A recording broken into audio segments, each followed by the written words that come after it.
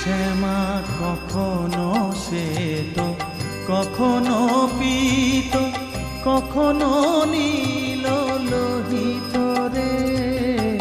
কখনো শ্বেত, কখনো পীত, কখনো নীল লোহিত রে। মায়ের সে ভাব কেমনে বুঝিতে না পারি, সে ভাব কেমনে বুঝিতে না পারি। ভাবিতে জন্ম গেল রে শ্যামা, মা কি আমার কালো।